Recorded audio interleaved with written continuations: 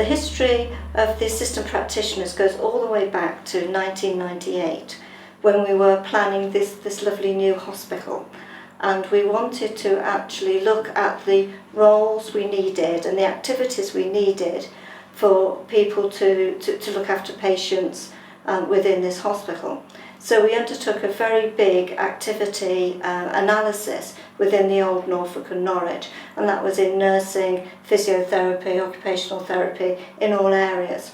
And what that showed was that we'd got people who were registered nurses undertaking roles that really they didn't need to do as registered nurses, but also nurse and auxiliaries undertaking roles that they weren't qualified to do.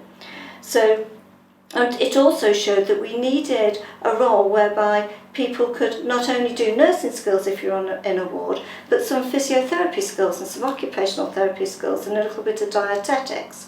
And in OT, occupational therapy and physiotherapy, they had different needs, which Anne will talk about. So from that beginnings, we actually started to develop the role. And the other area we wanted to do was this just about acute nursing, or was it also about nursing and occupational therapy and physiotherapy as a whole? And so I talked to my colleague, Cathy Branson, who was Director of Nursing in the Community, and Cathy said, no, we need that too within the community.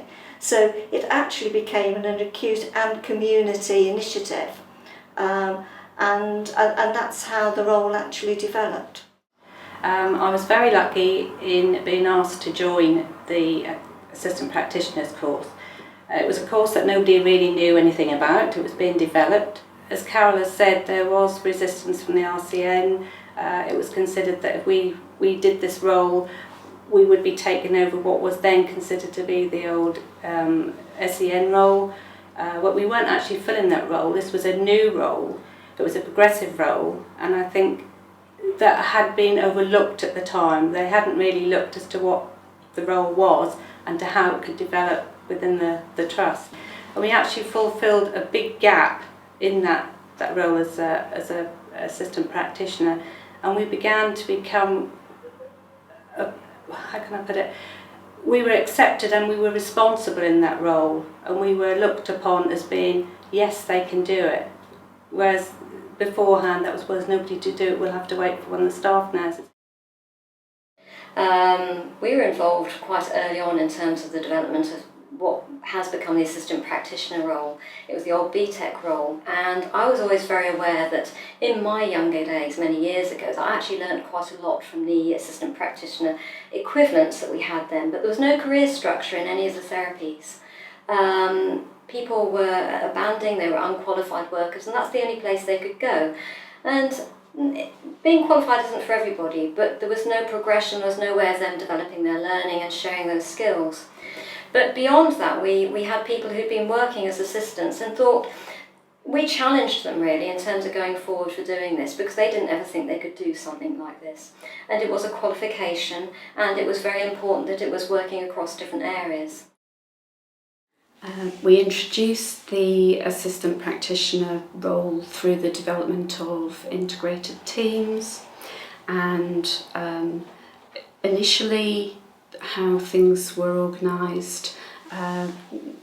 We used to work in a very uni-professional kind of way, so we had assistant staff who worked primarily with nursing staff or with therapy staff, whereas with the introduction of a more integrated way of working, we needed a role that would support that. So the assistant practitioner role is primarily aligned to either nursing or therapy, but they have core competencies in other areas to enable them to provide holistic care. Within our team, the AP role consists of an AP who takes frontline calls and referrals and undertakes a triage of that work and establishes how best to proceed with that. If they feel ongoing support is needed, they'll undertake an assessment and they will liaise with a qualified member of staff in the team to gather advice if they're unsure of how to proceed with the case, if there's safeguarding concerns, if there are issues around complexity, if someone has a cognitive impairment, anything like that, then they'll seek advice and they'll undertake the work to the best of their ability. The role of the AP was introduced to act as a support in terms of taking on the work and providing a good level of service and a good quality of service to enable the qualified staff, the social workers, occupational therapists, to deal with the complex cases, and then the AP would deal with the cases which were perceived to be less complex. West Suffolk started to think about the introduction of AP roles in the middle of 2010, and we had our first cohort who started their foundation degree programme in September. The reasons that we introduced the AP roles were primarily around the difficulties in recruitment to Band 5 registered nurse posts within the trust, and I think that was similar to many other surrounding trusts and also throughout the country, I think. But also it was a little bit about looking at where the skills and abilities of the team that we had at present, and looking at how we could more effectively deliver care. And the assistant practitioner was a new role which bridged the gap between the nursing assistants and the registered nurses.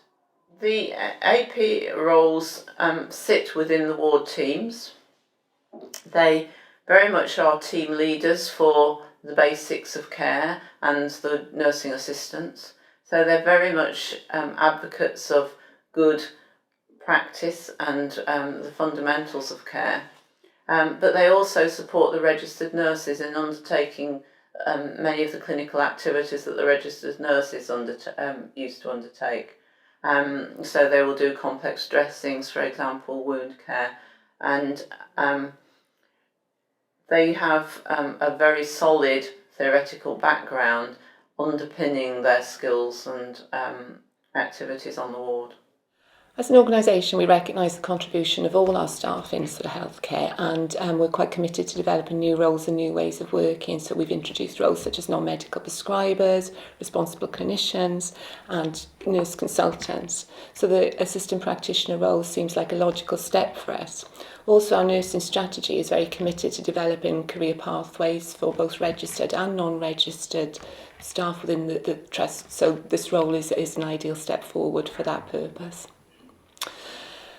Same as any other trust at the moment, we're facing huge challenges and redesign of services, and I see the assistant practitioner role as a key role in supporting other staff and other team members to carry out the roles that only they can carry out.